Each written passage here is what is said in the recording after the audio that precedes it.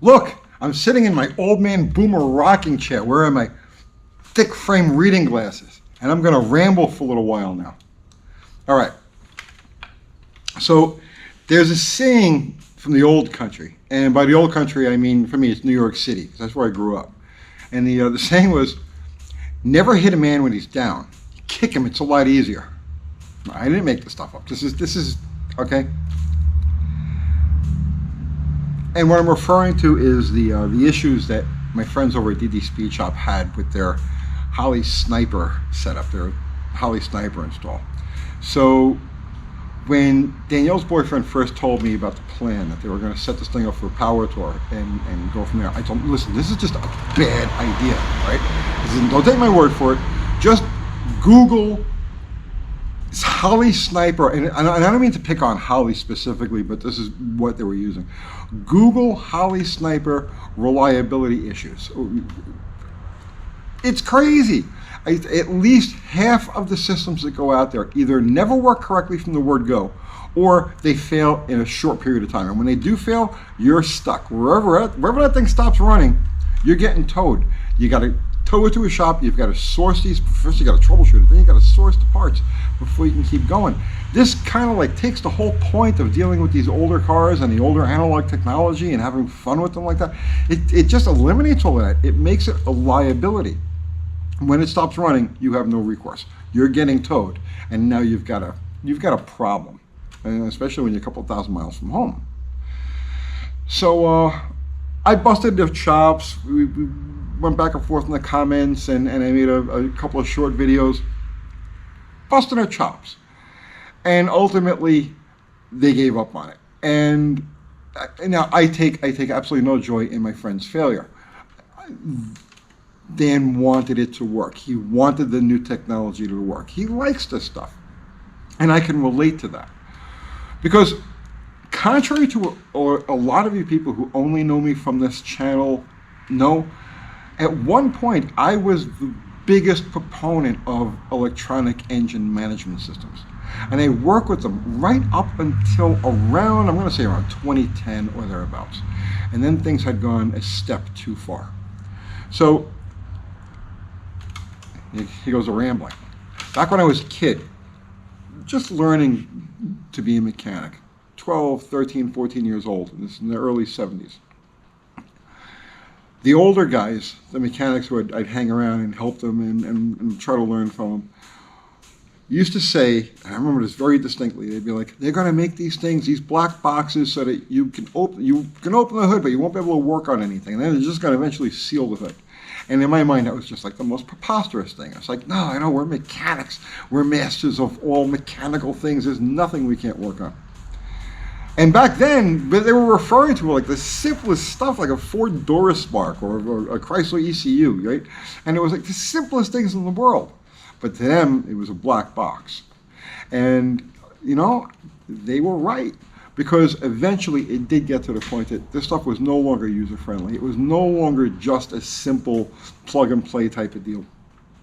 Easy to diagnose, troubleshoot, replace the part.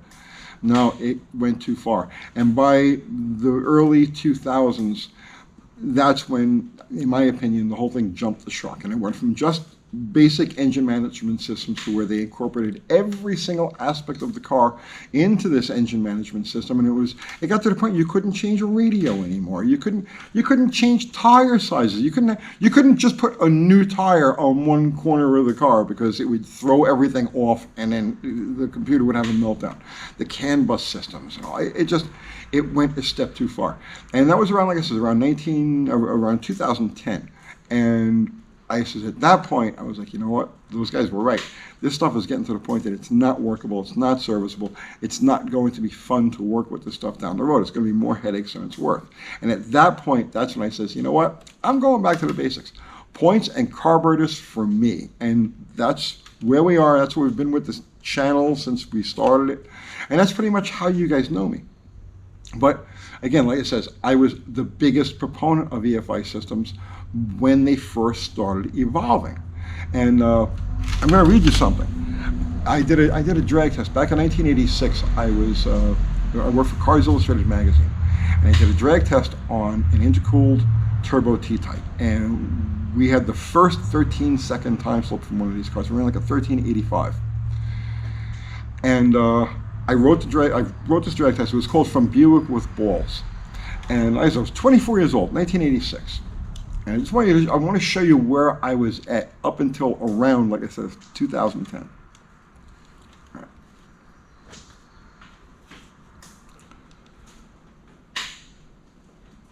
Okay.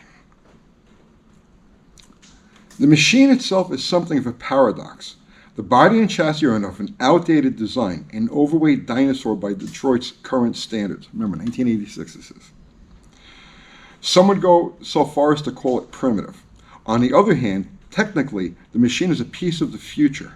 Every function of the engine is total Star Wars stuff. Total computer control. This is the machine that opens the door to the next generation of hot rodders.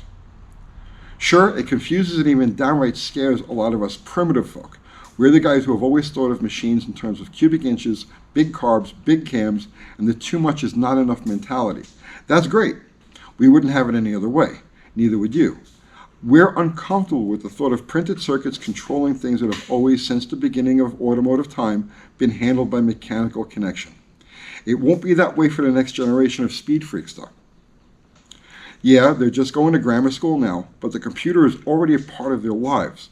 Messing with computer chips and altering memories in 10 years will be as natural as changing points and genning up on the secondaries. Maybe that's the thing about the Turbo Regal. It's a hardcore shot of the future wrapped in a package we've all grown up with. And right after that, like immediately after that, I got into the whole 5-liter Mustang thing and the EEC4, and it was, and like I said, I was a mechanic, and I followed the evolution of these systems all the way right up until they, in my opinion, jumped the shark. So, in my opinion, what is the problem with a simple EFI conversion? And what is the difference between a factory EFI system and an aftermarket EFI system? Now keep in mind, I own 2 Jeeps. One of them is my daily driver. Both of them have factory EFI systems. Both Jeeps have over 200,000 miles on them. Both are running on their original components, their original systems, and they function flawlessly. Why don't I have a problem with them? Or any of these other, like I said, you go back to the original intent electronic engine management systems when it was just engine management. The manufacturers, the auto manufacturers, spent a ton of time and resource making these systems foolproof, idiot-proof, circumstance-proof. They have an army of engineers, well-paid engineers, brilliant people who put these systems through every possible negative scenario. Because remember, from the manufacturer, these things have to go 7 years, 70,000 miles, and have 0 problems. So they test these systems in every conceivable way to make sure they're foolproof and idiot-proof. They're tested in extreme heat, extreme cold, extreme wet, extreme endurance, and worked with and perfected until they will do that job. Foolproof. Turn the key, 7 years, 70,000 miles, because that was the emissions warranty. I don't even know what it is these days, but that was the emissions warranty that they had to stand by. So that's what they built, and those systems are fantastic. Now the aftermarket systems, they're modeled after the late 1980s, early 1990s General Motors throttle body injection systems. And in theory, they should work the same way. They use the same throttle position sensors, they use the same coolant temp sensors, they use the same oxygen sensors. So you would think, well, what would be the problem? Well, the problem is somewhere, it's like a missing link between the basic parts and the software. They're far too sensitive, they're far too finicky. And the aftermarket manufacturers, like Holley or Flytech or any of these people who do this stuff, do not have the resources to perfect these systems and make them as idiot-proof as the factories did. And so there's a huge failure rate or a huge disappointment rate, because ultimately these systems do not perform as well as carbureted, a well-sorted, well-chosen carburetor. They don't work as well as a carburetor. They don't get the same fuel mileage as a well-sorted carburetor. It appears to me that the only thing that they were really after, the only market that they're really after, and again, don't get me wrong, I'm not talking about full race systems. I'm talking about the ones that are marketed at just a regular automotive enthusiast that just wants to, when they go out to their car, they want to turn the key, start, and run it. It appears to me that what they did was they threw the baby out with the bathwater, because there is nothing wrong with the carburetor. The carburetor hasn't changed. The atmosphere hasn't changed. The only thing that's changed is the fuel. And instead of revamping or retailoring, reworking the carburetor or the fuel system of a carbureted engine to work with, to deal with the realities of today's gasoline, instead they just threw the baby out with the bathwater and went with the EFI systems, these conversion systems. So what exactly are the problems that they have to address? And again, they're fuel-related problems. They're not mechanical problems. They're fuel-related problems. Back during the carbureted era, when everything was carbureted, and there was still a lot of, even after the manufacturers started building EFI systems, or that became the standard, the industry standard, there were still millions of carbureted cars on the road. And so up until around 2000 or so, the gasoline refiners brewed the gas in such a way that it wouldn't evaporate, because remember, a carbureted system is open to the atmosphere, and it works off of atmospheric pressures. So gasoline was formulated with anti-evaporation and anti-boil qualities built into it. Vapor lock's always been a problem in extreme circumstances, but the gasoline was formulated to eliminate as much vapor lock as possible and formulated so it wouldn't evaporate. And that's why the old gas used to turn to varnish. If you take any car that's been sitting around, let's say sitting in a barn for 20 years or 30 years, and you look at the tank, it's just full of gum and varnish. That's because that gasoline was formulated so it wouldn't evaporate, and so it just turned. Now you take the new gas, car's been sitting for a couple of years with the current gasoline in it, and there's no varnish. It reduces to like a crusty stuff, but it's not nearly as bad as the old gasoline was. So the carburetor hasn't changed, engines haven't changed, pistons still go up and down, none of that has changed. The only thing that's changed is the fuel. And what happens is the average guy, not the hardcore guy, but the average classic car enthusiast, wants to be able to just go out and turn the key and drive. The problems happen when the car sits for any amount of time, let's say 2-3 days. The gasoline, because it's not formulated so it doesn't evaporate, will evaporate out of the float bowls. So when the guy goes to start his car, let's say he only takes it on Sunday afternoons, and the following Sunday comes along and he goes to start it and crank it, the pump has to suck gas from the tank, fill the lines in the filter, fill the bowls, the accelerator pump's got to get full before the engine is going to start. So they crank and pump and nothing happens. And then there's another side effect to this too. Most cars today that have an aftermarket carburetor on it have an electric choke. Holley's, Edelbrock's, they all come with electric chokes. So what happens is as they're cranking, and then they'll stop cranking for a second, but they won't turn the key all the way to off. Well, the choke during that period of time is also getting electricity. And so it's starting to open. It doesn't know the engine isn't running. So it's starting to open and relax. So when they finally do get this thing to start, when the gasoline has finally pumped its way all the way through and it's ready to go, the choke is already halfway open. And so the engine will run like hell for the first couple of few minutes. It'll stall, it'll do all kinds of things until it warms up. For guys like us, let's just say, who are more savvy, we understand this is going to happen, and so we take all the precautions ahead of time. We'll prime the carburetor or whatever it is to get it started. But the average guy, no, they're not that sophisticated. And so there's that starting problem. Another problem they have is heat soak. After the car sits for, let's say, a half hour, 20 minutes, a half hour, and they go to restart it, it won't start, because the gasoline boiled in the float bowls. And when it boiled in the float bowls, it got forced through the jets and into the boosters, and it flooded the engine. So now they got to crank it with their foot on the floor, crank until it clears out. Another problem is just related to the fuel, not to the carburetor. And then you've got the classic vapor lock. And the thing about most vapor lock, I'm going to say like 85%, 90% of the vapor lock out there does not happen in the carburetor. It happens in the fuel pump, because the fuel pump operates at the outside temperature of the engine. So let's say the coolant temperature is at 180 degrees, 190 degrees, but the block, the external surfaces are all over 200. They're like 210, 220, like that. So what happens is the fuel actually boils inside the fuel pump, the mechanical fuel pump, and it creates a vacuum pocket. The diaphragm can't pump vapor, and so the engine stalls, and you have to sit and let it cool off a little bit before it'll restart.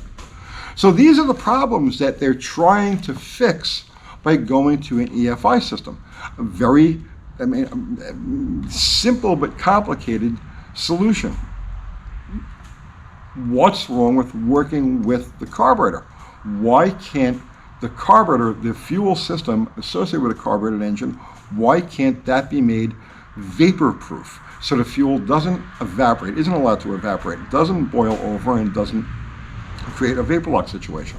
Why can't a mechanical fuel pump be made that has a separate chamber, let's say, that lets the vapor escape and be rerouted? I don't even know. I'm not an engineer. I'm just throwing an idea at you. Or why not just tell people right off the bat, hey, stop using mechanical fuel pumps. You have to use an electric fuel pump, because that'll prevent most of your vapor lock issues.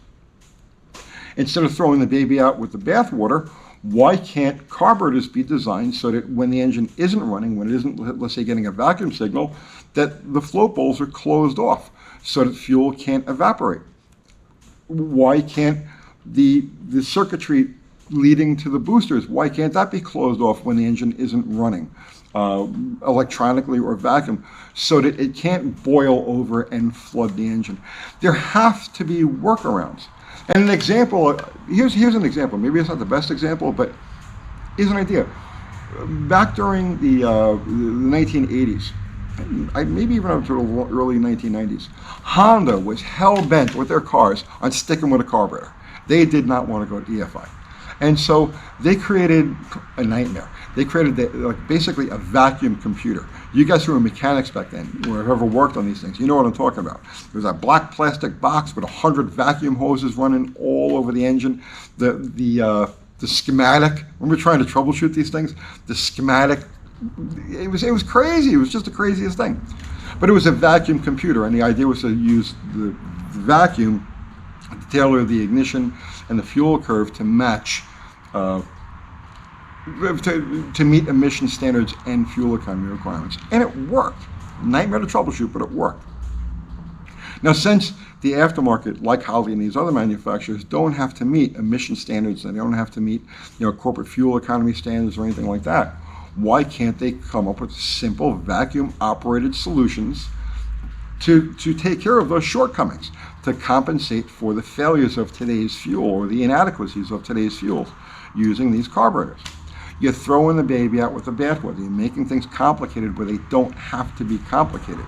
Either educate the carburetor buyers as to the things they need to do to keep from having these problems, or create something that could just be bolted on, added to a carburetor. Or I'm not an engineer. I'm just making suggestions.